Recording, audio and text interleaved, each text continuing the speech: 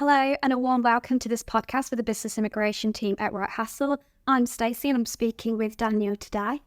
Hi Stacey, just to confirm, I'm Daniel Afzal, a solicitor in the business immigration team at Wright Hassel. Thanks, Daniel.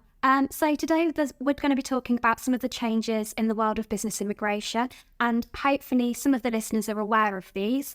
But Daniel, would you start off by just kind of highlighting some of those key things we're seeing? Yeah, just by the way of our background, majority of the changes that we'll discuss have stemmed from the government's announcement earlier this year, which was to increase the salaries in the public sector.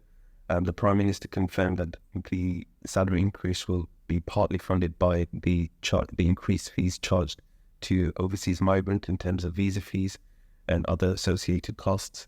An example of this, where we've seen in practice, is the increase to the certificate of sponsorship fee of £199 to £239.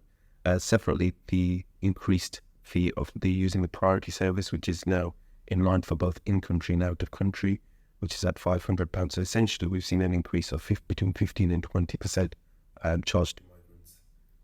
Okay, and when did this all come into effect?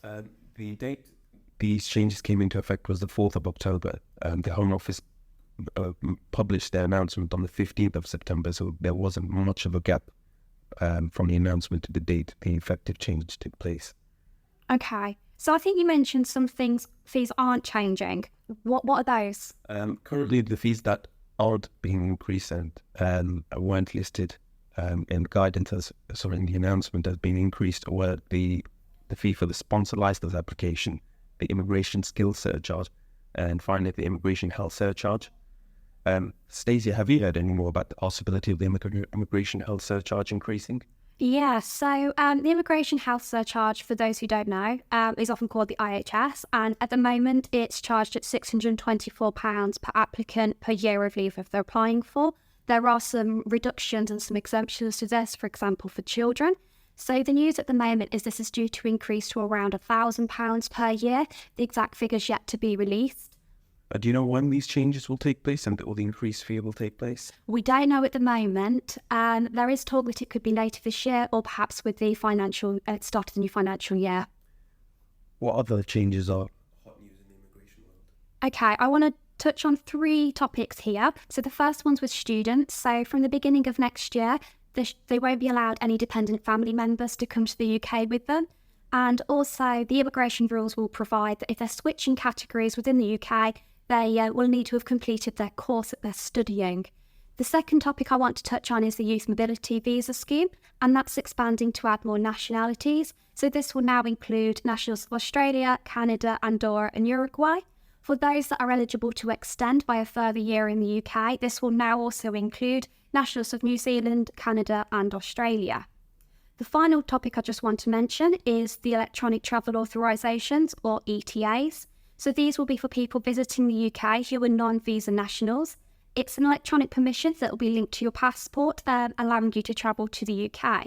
So for those who are nationals of Qatar, you will need an ETA if you're travelling on or after the 15th of November to the UK. And this will then be rolled out to members of other countries throughout the following year. So, Daniel, I haven't mentioned this, but I know there's a lot of changes digitally and a progression to electronic recall within the Home Office. Could you explain a bit more? Yeah, sure. In terms of the digital system, the Home Office has now been in a transitional period of changing the way in which overseas migrants and migrants in the UK evidence their visa status and the permission to be in the UK. An example of this is the phasing out of physical biometric residence permit.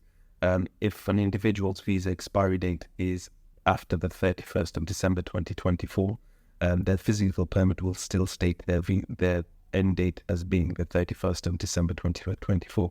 It's important for employers and sponsors to note that will not necessarily be their visa expiry date. Therefore, the importance of conducting a valid right-to-work check is vital. An employer should conduct a right-to-work check before the employed person to ensure that they are legally permitted to do the work in question. If an individual's right to work is time limited, the employer should ensure that a follow-up right to work check is conducted. The importance of conducting a valid right to work check is essentially providing the employer with a statutory excuse or a defense against a civil penalty. There's numerous ways to conduct a right to work check, but specifically for overseas migrants who hold a biometric residence permit, or alternatively have a visa status which has been granted online, a valid right to work check will need to be conducted online to provide a statutory excuse against a civil penalty. A brief summary of how this can be conducted is a link via the gov.uk website, where the individual in question, the employee, will access their UK visa account, obtain a share code which they will need to provide to the employer. The employer will be able to use that share code to conduct a valid right to work check online and essentially have that statutory excuse against a civil penalty. Thanks, Daniel. I think that should be really helpful. Hopefully you found this podcast interesting. And if you've got any questions on what Daniel or I have been speaking about, or have any other questions you'd like us to cover in a later newsletter, please get in touch. Have a look at our FAQ section, which has links to some of the articles that we've written recently, and also a sponsor licensed health checklist, which is especially for the readers of the autumn newsletter. Thanks, and bye everyone.